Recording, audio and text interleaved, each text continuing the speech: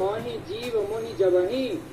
जब व्यक्ति भगवान के आश्रित हो जाता है, प्रभु मैं आपका हूँ, आप मेरे हैं, जब व्यक्ति भगवान के आश्रित होता है तो जन्म कोटि मतलब करोड़ों जन्मों के अघ मतलब पाप नासहि तबहि, उसी क्षण करोड़ों जन्मों के पाप नष्ट हो जाते हैं जब जीवात्मा भगवान का हो जाता है, समर्पण कर दे, जब सन्मुख ईश्वर के आगे हो जाए। समझ गया गुरु जी। सत्कर्म किसे कहते हैं गुरु जी? आप किसी को भोजन कराएं, प्यासे को पानी पिलाएं, दया करें, परोपकार करें, यही सत्कर्म है। मैंने तो सुना है गुरु जी कि सत्कर्म में किसी को भोजन कराना, किसी पर दया करना, कहीं दान देना, कथा सुनना, ये सब सत्कर्म नहीं है। फिर क्या है? फिर सत्कर्म में क्या है? मैंने सुना है महाराज जी कि जब देवर्षि नारद पहली बार वृंदावन आए थे तो वृंदावन में यमुना किनारे एक युवती से मुलाकात हुआ। उसका उम्र 16 वर्ष थी। सही है। और उसका 2 पुत्र था। सही है। उसका नाम था ज्ञान और वैराग। उसका उम्र 90 वर्ष। सही है।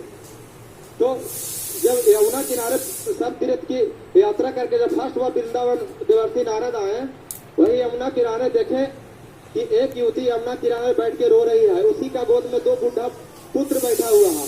वो बहुत देरी से मनो रो रहे थे और बिलख रहे थे।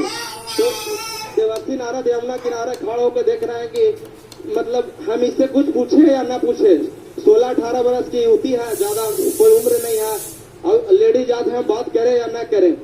तो कुछ देरी बाद सोचते समझते देवर्षि नारद का हिम्मत नहीं हुआ कि इस कन्या से हम बात करें। वो यमुना किनारे से चलने लगे तो वही कन्या पुनः चाल दी के पूछी, देवर्षि यहाँ सुनिए। तो वही कन्या बोली कि देवर्षि से हम कर्नाटक में दक्षिण भारत में जन्म लिए हैं, कर्नाटक में पले बढ़े हैं। उत्पन्ना द्रवणेशाहम वृद्धिम कर्नाटके गता क्वचित क्वचिन महाराष्ट्रे गुर्जरे जीर्णताम गता। मैं उत्पन्न हुई द्रविड़ देश में, बड़ी हुई कर्नाटक में, पली बढ़ी महाराष्ट्र में।